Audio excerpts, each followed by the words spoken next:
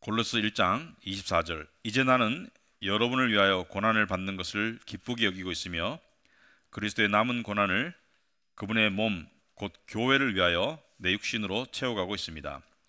나는 하나님께서 여러분을 위하여 하나님의 말씀을 남김없이 전파하게 하시려고 내게 맡기신 사명을 따라 교회의 일꾼이 되었습니다. 아멘. 앉으시기 바랍니다.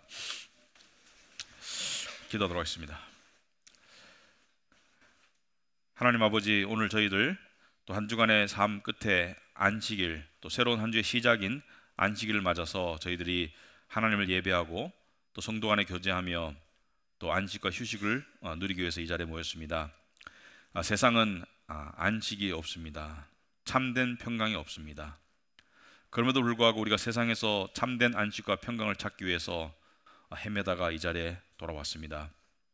하나님, 세상에서 지치고 또 심지어 탈진 상태에 있을 수 있는 우리 성도들 하나님께서 어여삐 봐주시고 이 시간 다시 한번 말씀을 통해서 은혜와 능력을 베풀어 주셨기를 소망합니다. 또 오늘 주신 말씀을 통해서 우리가 깨닫고 또 그 속에서 참 의미를 발견할 수 있도록 주님 도와주시옵소서. 예수님 이름으로 기도합나이다. 아멘. 여러분, 오늘 그 설교 제목을 보시면은 우리 성도들도 알아야 할 목회자의 길이라고 되어 있습니다. 성도들도 알아야 할 목회자의 길. 그러니까 이 여러분에 관한 직접적인 말씀은 아니에요. 그러므로 여러분이 조금 관심이 덜할 수도 있겠지만 제가 제목이 성도들도 알아야 된다고 되어 있죠. 성도들도 알아야 될 목회자의 길이다. 왜 알아야 되는지 여러분이 듣다 보시면 아시겠죠. 그러니까 성도들도 목회자의 가는 길을 알아야 된다. 그런 내용으로 말씀을 전할 텐데, 이 사도 바울은 당시의 교회 지도자로서 24절과 25절에서 자신의 길에 대해서, 자신의 삶에 대해서, 자신의 역할에 대해서 이야기하고 있습니다. 그리고 그것을 통해서 목회자들에게도 이야기하고 있지만 또 우리 성도들에게도 이야기하고 있죠. 그래서 왜 바울이 더 근본적으로 하나님께서 목회자의 사는 길을 이야기하실까? 당연히 첫 번째 이유는 목회자를 향해서 하시는 말씀 되겠죠. 목회자들이 자신의 부르심의 길을 알아라. 목회자가 가는 길을 알고 그 길에서 충실하게, 그리고 하나님을 믿는 믿음으로 그 길을 따라가라. 그리고 그 길을 섬겨라.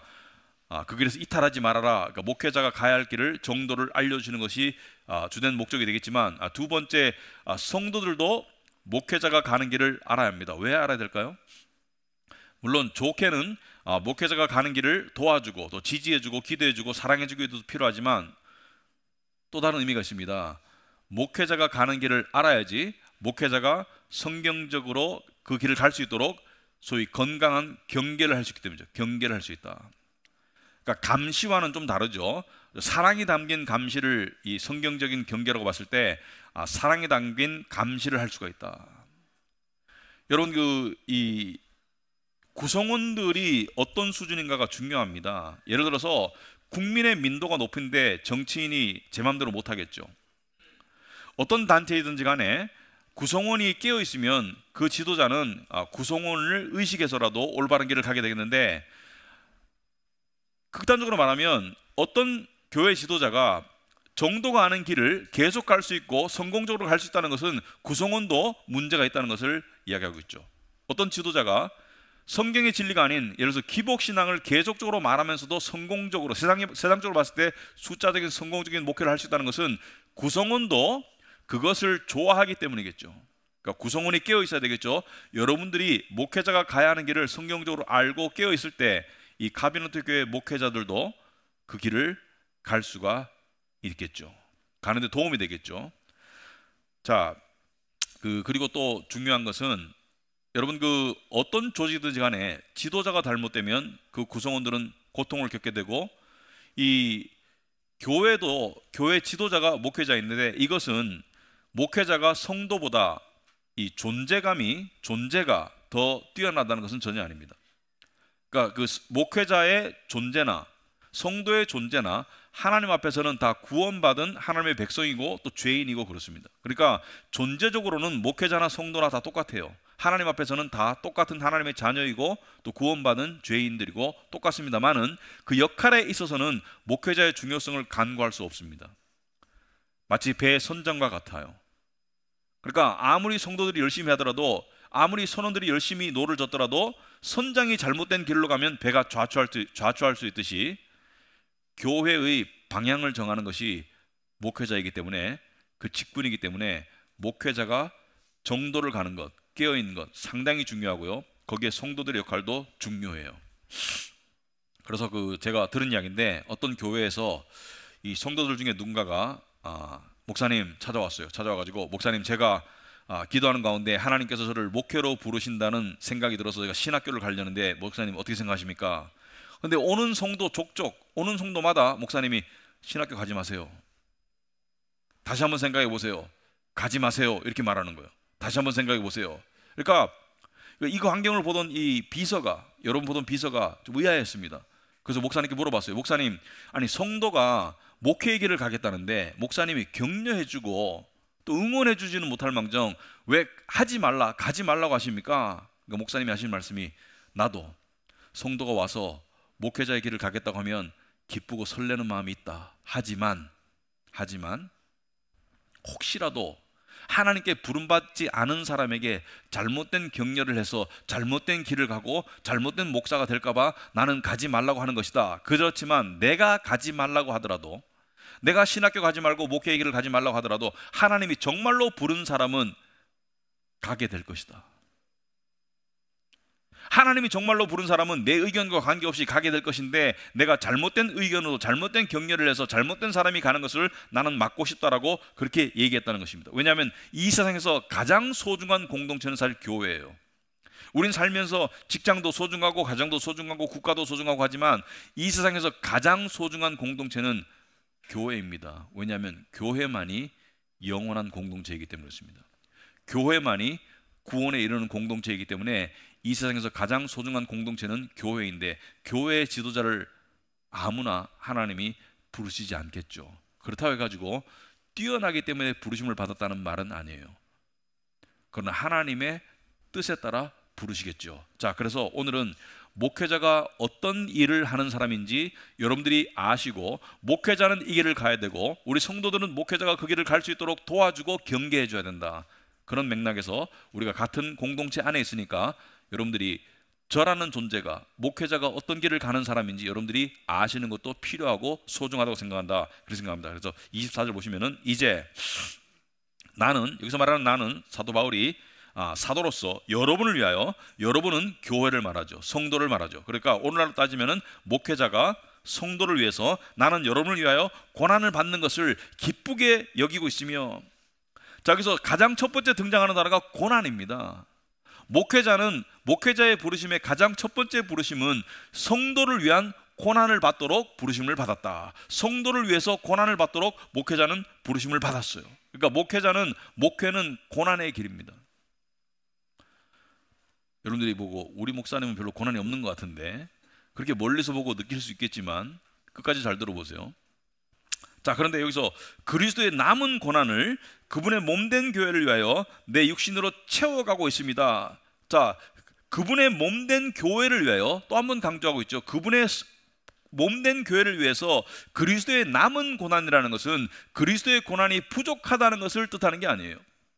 그리스도의 부족한 고난이 아니고 그리스도의 남은 고난, 그리스도의 십자가의 고난은 모든 택함받은 죄인을 구원하기에 충분하지만, 여기서 말하는 그리스도의 남은 고난이라는 것은 그리스도께서 자신의 십자가의 고난을 통해서 이루신 구원의 역사를 통해서 구원받은 하나님의 백성들이 모인 교회가 예수님의 초림부터 재림까지 있을 이 말세를 지나가면서 생존하고 또 성장하기 위해서 거기에 수반되는 모든 고난을 목회자가 겪고 감당하라는 것을 이야기하고 있습니다. 사도 바울은 나는 그 고난을, 그리스도의 고난이 부족해서가 아니라 그리스도의 남은 고난을, 그리스도의 고난이 이어지는 고난을 내가 계속해서 받도록 부르심을 받았다는 뜻이죠. 그 고난을 감당하는 것이 바로 목회자의 일이다. 그러면 성도는 고난이 없는가? 성도도 고난이 있고요, 성도도 그리스도의 고난에 동참하고 있습니다.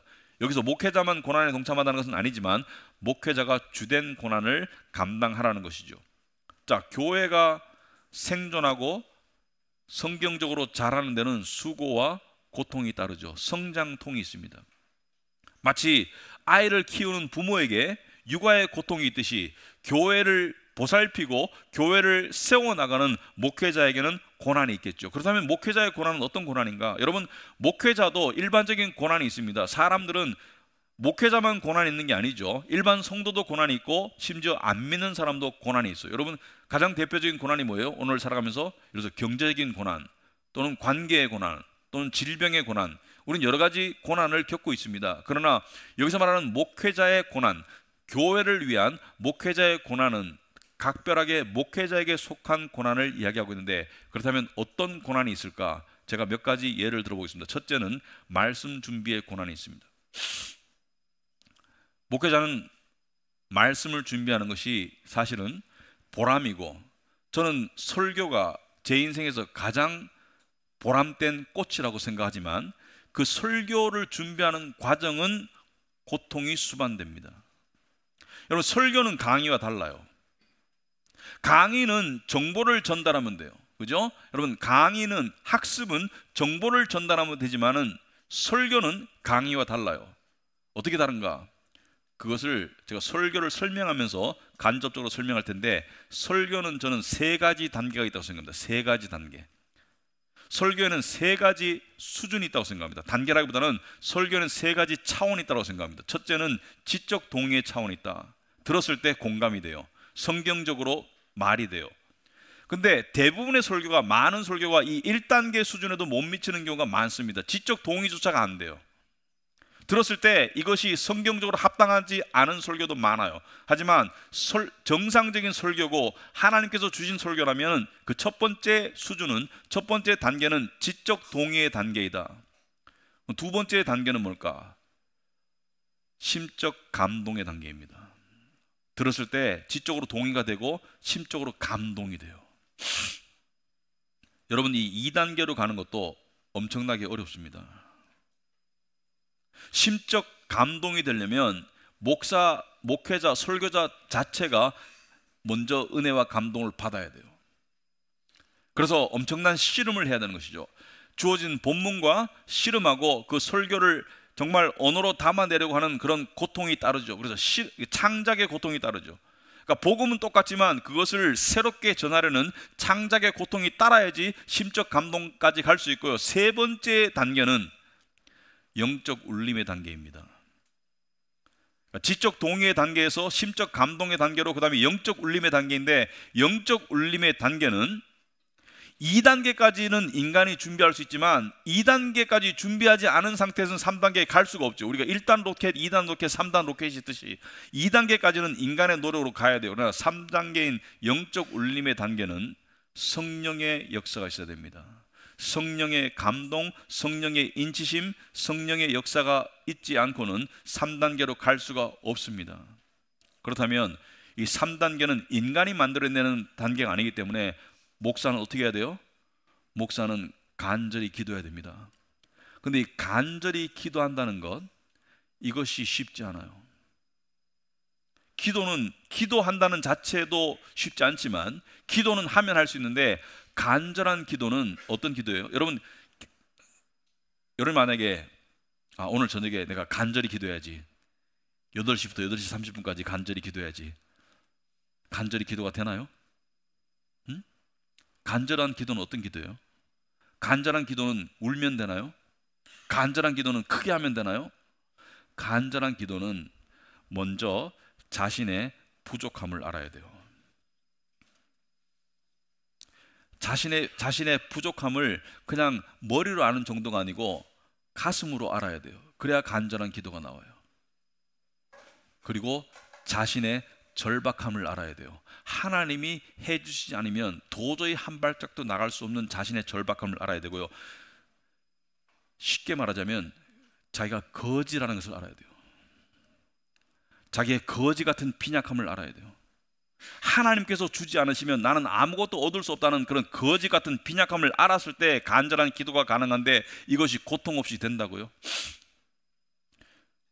이것은 자기 성찰이 필요합니다. 이것은 자기를 고통스럽게 성찰하는 과정이 필요하기 때문에 목회자의 고난에 저는 1순위로 꼽습니다. 두 번째, 목회자의 고난은 뭔가? 여러분, 목회자의 고난을 다른 말로 하면 목회자의 염려라고 할 수 있습니다. 성경에 보면 사도 바울이나 또 신약 성경에 보면은 많은 성경 구절 속에서 뭐라고 나왔습니까? 염려하지 말아라. 아무것도 염려하지 말고 오직 모든 일에 기도와 간구로 너희 구할 것을 하나님께 감사함으로 맡겨라. 너희는 마음에 근심하지 말아라. 염려하지 말아라. 염려하지 말아라. 말아라 하는데 염려가 정당화되는 구절이 한 군데 있습니다. 신기하게도 딱 한 군데. 그것이 어디냐면 고린도서에 고린도후서 11장 28절. 여러분 주부에 보시면은 딱 성경에 딱 한 군데 염려가 정당화되는 곳이 있어요. 거기에 보시면 사도 바울이 이렇게 말하고 있습니다. 그 밖의 것은 제쳐놓고라도, 여기서 그 밖의 것이라는 것은 그 밖의 모든 고통은 제쳐놓고라도 모든 교회를 염려하는 염려가 날마다 내 마음을 누르고 있습니다. 모든 교회를 염려하는 염려가 날마다 내 마음을 누르고 있습니다. 여기서 나오는 염려는 죄스러운 염려가 아니라 여기서 나오는 염려는 하나님이 기뻐 받으시는 염려입니다. 사도 바울은 아무것도 염려하지 말아라고 교인들에게 얘기하지만 정작 교인들을 향한 자신의 염려는 멈출 수가 없었어요.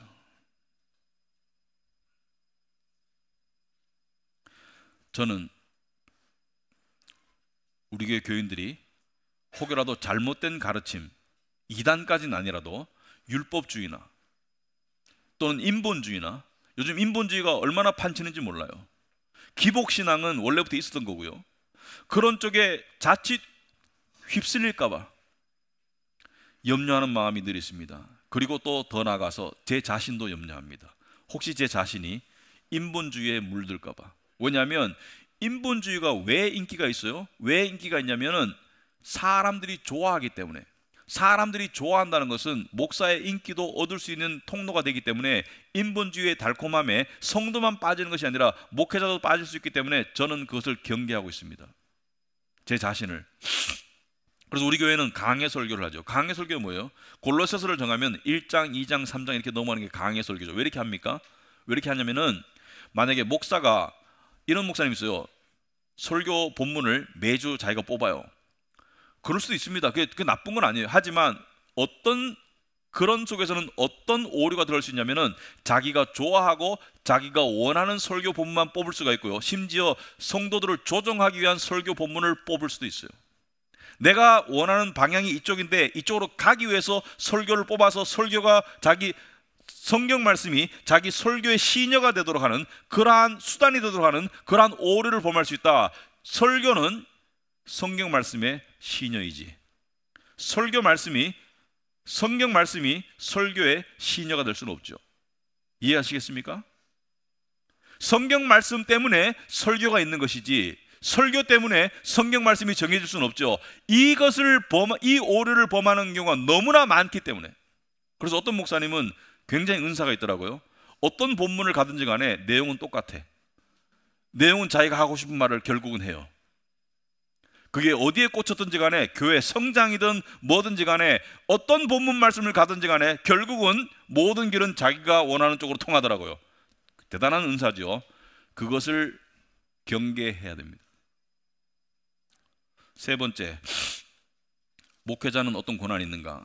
제가 목회를 해보고 있는데 14년 좀 넘었습니다. 14년 넘었는데 목회를 하면서 저에게 온 변화가 있습니다. 성도의 아픔이 저의 아픔이 되어요. 여러분, 제가 이 기업체의 이 CEO와 교회 목사의 차이점이 여기에 있습니다. 기업체의 CEO는 종업원이, 직원이 자기가 해야 할 일을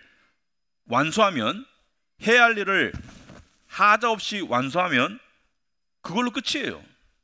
그 종업원이 퇴근 이후에 어떤 유혹에 방탕한 삶을 살든지, 아니면 우울증에 빠져 있든지, 아니면 가정생활이 엉망이든지 그거는 별로 상관이 없어요. 업무에 영향만 안 미치면. 하지만 목회는 그 성도의 삶이 목회의 일이에요.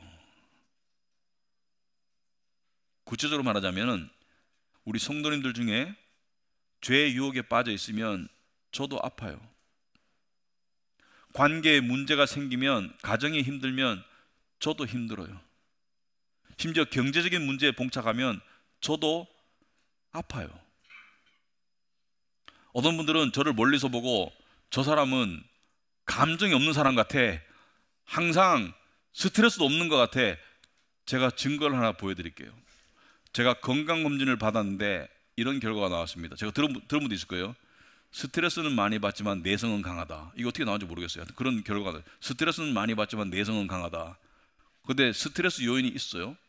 그리고 제 뇌를 찍었는데 뇌 영양제를 일단 드세요. 왜냐하면 뇌에 지금 뭐 좀 문제가 발생했다. 근데 제가 봤을 때 100% 확신할 수는 없지만은 목회에서 오는 것일 수도 있지 않을까? 라는 생각이 좀 들었어요. 어쨌든 간에 제 나름대로는 기분 나쁘지 않았습니다. 왜냐하면 저도 내적으로 목회의 흔적이 있을 수 있다. 성도의 아픔이 저의 아픔이 되고 성도 때문에 염려를 많이 합니다. 우리 장로님들은 아실 거예요. 제가 우리 성도님들의 상황을 보고 염려가 되고 그것 때문에 상담을 하겠죠. 상담이 상당히 필요하고요. 카운셀링에 상당한 에너지가 소모될 수밖에 없는 게 목회입니다. 그리고 또 더불어서 저에게 어떤 고민이 있냐면 교회 미래를 늘 생각합니다. 교회의 미래를 향한 걱정이라기보다는 염려가 있어요. 그것은 여러분들이 무슨 염려를 할까? 우리 교회에 무슨 문제가 있을까? 아니요, 그런 건 없습니다. 그런 건 없는데 제가 말하는 미래는 내가 볼 수 있고 누릴 수 있는 미래만을 말하는 게 아니라 내가 사라졌을 때 미래도 제가 생각해요. 특히 아이들을 보잖아요. 우리 교회 아이들이 좀 많은데 보면 이 아이들에게 정말 성경적으로 건강한 교회를 어떻게 하면 만들어서 물려줄 수 있을까? 이런 염려를 하고 있습니다. 물론 여러분이 생각할 때 지나치다고 생각할 수 있겠지만 저에게는 그만큼 카비넌트 교회가 제가 남은 인생을 40대부터 바치기로 한 그 인생의 내 새끼이기 때문에 그런 염려를 하고 있습니다. 그런데 이 모든 제가 열거한 목회자의 고난 중에 염려 중에 가장 대표적인 고난은 바로 25절에서 이야기하고 있겠죠. 25절에 사도 바울이 나는 여기서 사도로서 교회 지도자로서 하나님께서 여러분을 위하여 하나님의 말씀을 남김없이 전파하게 하시려고 내게 맡기신 사명을 따라 교회 일꾼이 되었습니다. 자, 사도 바울은 여기서 자기의 사명 선언문 같은 이야기를 하고 있죠. 나의 사명 선언문 1호는 나는 말씀을 남김없이 전파하기 위하여, 나는 하나님의 백성을 위해서, 나는 여러분을 위해서 하나님의 말씀을 남김없이 전파하기 위해서. 저는 목회자의 사명 1순위는 그냥 립 서비스가 아니고 말씀이라고 생각합니다. 그냥 말로만 나는 말씀이 가장 중요하다고 생각해요. 아니요, 말씀에 목숨 건 사람이 목회자라고 생각합니다. 왜냐하면 말씀에 구원이 달려 있고요, 말씀에 교회의 건강이 달려 있고요, 말씀에 교회의 성장이 달려 있고요, 말씀에 개인의 성화가 달려 있고요, 말씀에 천국의 소망이 달려 있기 때문에 이 말씀을 남김없이 전파하다는 것은 영어로 make the word of God fully known, 그러니까 하나님의 말씀을 충만하게 골고루 성도들이 깨달을 수 있도록 하는 것이 목회자의 역할이다. 그래서 아까도 말씀드렸지만 우리 교회는 강의 설교를 하죠. 왜냐하면 목회자가 선택한다면 목회자가 편하고 원하는 말씀만 전할 수 있기 때문에 때로는 어떤 말씀은 전하기가 불편해요. 하지만 책을 정하면 그 순서대로 가죠. 왜? 하나님의 말씀을 가감없이 있는 대로 전하는 것이 목회자의 역할이기 때문에. 그래서 하나님이 목회자를 부르신 이유는 뭐예요? 그 이유 1순위는 여러분을 위하여, 하나님의 백성을 위하여 말씀을 남김없이 전파하게 하시는 것. 그러면 목회자가 성도를 사랑하는 방법이 뭐예요? 제가 여러분을 사랑하는 방법, 제가 여러분에게 밥을 사줄 수도 있고, 여러분에서 기도해 줄 수도 있고, 여러분에게 상담해 줄 수도 있고, 하지만 목회자가 성도를 사랑하는 가장 우선적인 방법, 하나님이 원하시는 가장 우선적인 방법이 뭐예요? 예수님께서 부활하시고 난 다음에 베드로를 부르셔서 그 죄를 용서하시면서 네가 나를 사랑하느냐 3번 물으셨는데 그때마다 뭐라고 말씀하셨습니까? 사랑한다고 하니까 내 양을 먹여라, 내 양을 치라는 것은 보살피라는 거예요. 마지막에 3번째도 예수님께서 네가 나를 사랑하느냐? 베드로가 그랬죠. 주께서 아시나이다. 그러니까 예수님께서 뭐라 했어요? 내 양을 먹여라. 네가 나를 사랑하는 방법이 내 양을 사랑하는 거야. 내 양을 사랑하는 것이 내 양을 먹이는 거야. 내 양을 먹이고 나를 사랑하도록 하라. 그러니까 나를 사랑하는 것과 내 양을 먹이는 것은 같은 것이다. 네가 나를 사랑한다면 내 양을 사랑하고, 내 양을 사랑하는 방법은 내 양을 먹이는 거야. 그래서 설교가 목회자의 1순위가 되어야 됩니다. 성경 공부와 설교가 목회자에게 가장 중요한 부분이 되어야 됩니다. 여기서 내 양을 먹이라고 했는데, 저는 안타깝게도 요즘 교회에 보면 양을 먹이려는 목회자와 양을 먹으려는 목회자가 있다고 생각합니다.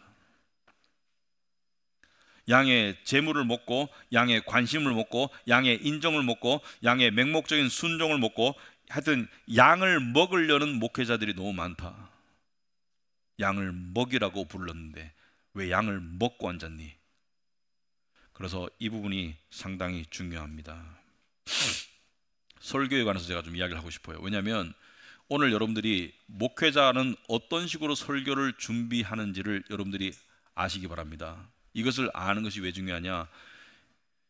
목회자가 설교를 제대로 준비할 수 있도록 도와줄 뿐만이 아니라 질 떨어지는 설교를, 성경에서 벗어나는 설교를 하지 못하도록 하기 위해서 양들도 깨어 있어야 돼요. 여러분, 요즘에 설교가요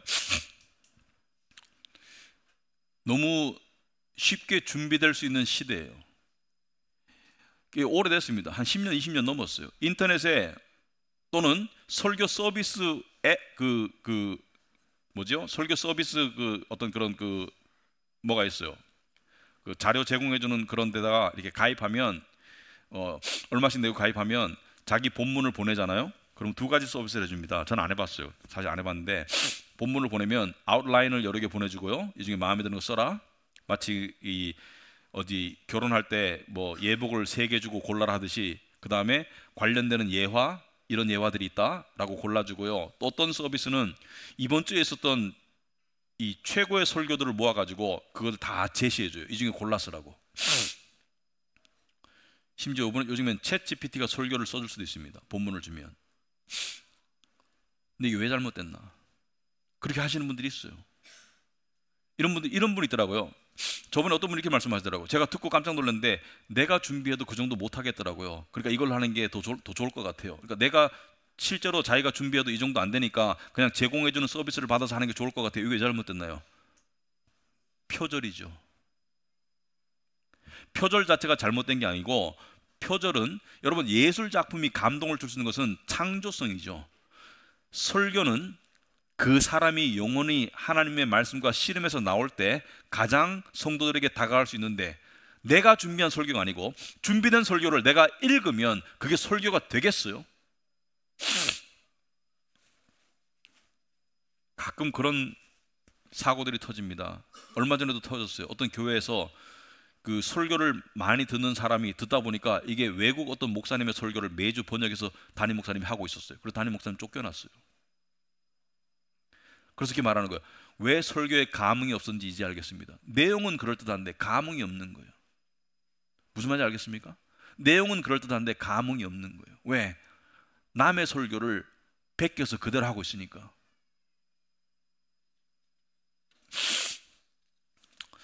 저는 여러분에게 저의 설교의 루틴을 소개해 주고 싶어요. 이것은 저를 내세우려 하는 의도는 전혀 아니고요. 설교를 이렇게 준비하는 것이 하나의 형태이다. 그리고 우리 교회 수준이 그 밑으로 내려가진 말았으면 좋겠습니다. 제가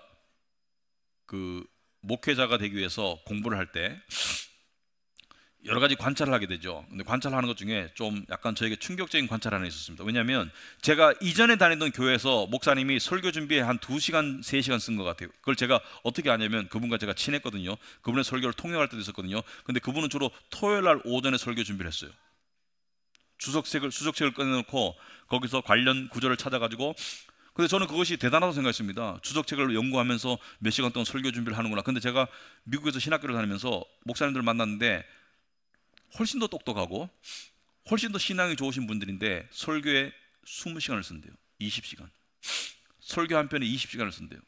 그래서 제가 20시간 동안 뭐 하세요? 물론 20시간 동안 계속 앉아있는 건 아닌데 생각하고 기도하고 설교 쓰고 하는 시간이 20시간을 든다. 어느 쪽이 옳을까요? 정답은 없지만 설교에 3시간 쓰는 것은, 저는 그것은 직무유기라고 생각합니다. 저는 제가 이번 설교를 준비하면서 저의 설교 루틴을 좀 한번 소개해 주고 싶어요. 우리 목사님이 이렇게 준비를 하는구나 여러분들이 알고 있는 것도 저는 좀 좋을 것 같아요. 저의 설교 준비는 주로 오늘 저녁에 시작됩니다. 오늘은 제가 되게 피곤한 날이기 때문에 저녁이 되면 제가 뻗어요. 그런데 매주는 아니지만 주로 주일날 저녁에 다음 주 설교에 대한 윤곽을, 그러니까 윤곽, 다음 설교에 대한 윤곽을 그래도 대충 생각하지 않으면 제 마음이 불편해요. 골로새서 설교 시리즈를 정하기 전에 골로새서를 계속 읽었겠죠. 그러니까 이미 골로새서 내용은 좀 알고 있겠죠. 근데 오늘 저녁에 설교에 관한 본문을 정하고 윤곽을 정하면 그래야 잠이 잘 와요. 그리고 월요일쯤 되면은 뼈대가 만들어집니다. 그런데 그렇다 해가지고 계속 앉아서 준비하는 게 아니고요. 한번 윤곽이 잡히면 제가 누구를 만나고 있든지 길을 가든지 운전을 하든지 설교 준비가 되고 있어요. 이게 자동적으로 되고 있어요. 그래서 폰에 기록을 많이 해요. 가끔가다 떠오르는 어떤 생각이나 떠오르는 어떤 깨달음이 있으면 폰에 적죠. 그러면 그것이 주말 되면 한 페이지 돼요. 제 폰에는 그 노트 중에 설교 관련 노트가 하나 있습니다. 거기에는 매주 썼다 지웠다는 노트가 있어요. 그러면 수요일쯤 되면 거의 뼈대가 완성돼요. 그러니까 많은 분들이 월화 쉬시는 줄 알았는데 사실은 쉬지 못해요. 그러니까 교회는 출근 안 하지만 제가 완전히 쉴 수는 없어요. 그리고 쉬면 불편해요. 근데 목요일 날 설교가 완성됩니다. 왜 그러면 주일날 설교하는데 목요일 날까지 완성을 하느냐? 왜냐하면 설교를 완성해 놓고 제가 되새김질을 해야 돼요. 숙성의 과정이 필요해요. 그리고 저 스스로에게 그 설교를 적용해야 돼요. 저 스스로 저도 교인이잖아요. 저도 성도잖아요. 그러니까 그 설교를 제가 들어야 돼요. 제가 듣고 반드시 10중 8구 회개의 과정이 있습니다. 왜? 저도 그 말씀 따라 못 사니까. 솔직히 저도 그 말씀대로 살지 못하는 부분이 있으니까 그게 회개가 되고 난 다음에 저는 어떤 마음으로 설교하냐면, 저는 죄인으로서 죄인들에게 설교하고 있는 것이 제가 성인으로서 죄인들에게 설교하는 게 아니에요. 저도 죄인으로서 여러분 같은 죄인들에게 설교하고 있는 것이지, 하나님의 객관적인 말씀을 대언자의 입장에서 설교하는 것이지, 제가 어디 위에 서가지고 여러분을 내려보면서 설교하는 것은 전혀 아닙니다. 저도 이 말씀을 통해서 찔림이 있고요, 그리고 회개의 과정이 있습니다. 그래서 저는 토요일 날 설교 준비하는 것을 이해를 못 하겠어요. 숙성이 될 수가 없는데 이해가 안 돼요. 설교는 라면 끓이기가 아니고 김치 담그기라고 생각하거든요. 김치를 오늘 담아가지고 내일 바로 퍼먹진 않잖아요, 그죠? 김치는 숙성의 과정이 정상적으로 숙성의 과정이 필요하잖아요. 그리고 금요일 날 되면 다시 한번 다듬어서 이제 교회로 보내죠. 설교 제목을 보내고 여러 가지 내용들을 보내고, 그리고 저의 루틴에서 가장 뺄 수 없는 것은 금요일 저녁 예배입니다. 금요일 저녁 예배 우리 교인들이 오셔가지고 같이 말씀 듣고 찬양하고, 그다음에 기도 시간에, 제 기도 시간에 뭘 기도하겠어요? 주일 예배에서 기도하죠.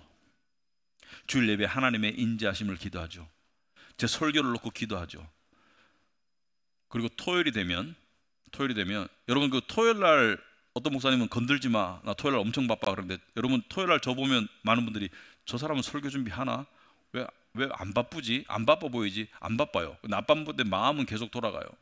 그래서 저녁에 다시 한번 설교를 꺼내서, 여러분 미용실에 가면 머리 다 감고 난 다음에 잘하는 미용사는 어떻게 해요? 머리 다 말리고 난 다음에 다시 다듬어 주죠. 살짝 다듬어 주죠. 그 과정을 하고 난 다음에 토요일 밤이나 때로는 주일날 아침에 원고가 교회로 넘어갑니다. 그렇게 설교 준비를 하고 있어요. 원고를 교회에 왜 넘기나? 내가 그냥 프린트하면 되지. 왜냐하면 저도 객관성을 가지기 위해서, 그리고 또 여러분들 생각할 때 이상한 취미라고 생각할지 모르지만 성경에 이런 말 있잖아요. 기도를 위해서 분방하라, 그 말 있죠. 그래서 토요일 날은 집사람 혼자 자야 돼요. 우리 아내는 토요일 날 혼자 잡니다. 왜냐하면 제가 주일 저녁에는 저 혼자 자요. 토요일 날 밤에는 저 혼자 자요. 왜? 혼자만의 시간이 필요해요. 그래서 우리 아내도 이해를 하죠. 이해를 하기 때문에 기분 나빠하지도 않고 저는 그 시간에 기도하고 성경 말씀 보고 그리고 저 나름대로 시간이 필요해요. 그래서 설교를 하고 있는데 제가 이런 말씀을 드리는 것은 제가 설교하는 방법이 대단히 뛰어난 방법이다 그런 말씀을 드리는 게 아니고요. 저도 하나의 부족한 인간으로서 설교 한 편을 하기 위해서 이렇게 씨름하면서 설교를 해야 된다는 것을 말씀드리고 싶고, 더 나아가서는 이것이 우리 카비넌트 교회의 원칙과 전통이 되기를 바란다. 그래서 수준 떨어지는 설교하는 사람은 우리 교회에 올 수 없습니다. 왜냐하면 목사는 설교에 목숨을 걸어야 한다고 생각합니다. 근데 제가 한 설교가 여러분에게 은혜와 어떤 은혜를 끼쳤는지 알 수 있는 방법이 있나? 때때로는 여러분들 중에서 저한테 와가지고 목사님 오늘 설교 은혜로웠습니다 이렇게 말씀하시는 경우도 있고, 지난주에는 특이하게도 어떤 형제분이 한 분이 목사님 설교 너무 고마워요, 제가 한번 안아봐도 될까요? 그래서 제가 안 꼈어요.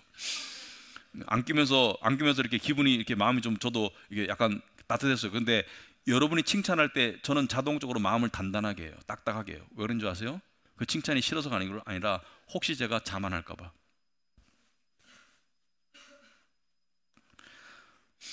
스펄전 목사님이 설교의 대가죠. 근데 성도가 와가지고 오늘 설교 너무 좋았습니다. 그럼 이렇게 답했다고 하는 유명한 이야기겠죠. 저도 알아요. 좀 전에 사탄이 이렇게 말해줬거든요. 설교를 잘했다, 잘한다, 그건 있을 수가 없어요. 목사가 할 수 있는 최선은 말씀에 해를 끼치지 않고 가급적 충실히 전할 수 있는 것이지, 어떻게 목사가 설교를 잘할 수 있겠습니까? 만약에 그게 여러분에게 은혜가 된다면 하나님께서 하신 거예요. 성령님의 역사입니다. 저는 목회자로서의 사명도 마찬가지로 여러분들이 각각의 부르심의 사명이 있죠. 교회 직분의 사명 또는 가정의 사명, 직장의 사명. 하나님께서는 모든 것을 어떻게 하라고요? 죽게 하듯 해라. 고린도전서 10장 31절에 그러므로 여러분 먹든지 마시든지 무슨 일을 하든지 모든 것을 하나님의 영광을 위하여 하십시오. 먹든지 마시든지 무슨 일을 하든지 모든 것을 하나님의 영광을 위해서 하십시오. 저는 이것을 이렇게 말하고 싶습니다. 자기 하는 일에 미쳐라. 하나님이 부르신 일에 미쳐라.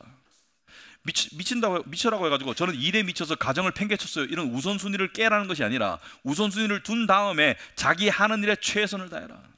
사람에게 하듯 하지 말아라. 저는 사람의 인정이 그렇게 중요하지 않습니다. 그렇게 목말라 하진 않아요. 그렇지만 하나님의 평가가 두렵습니다.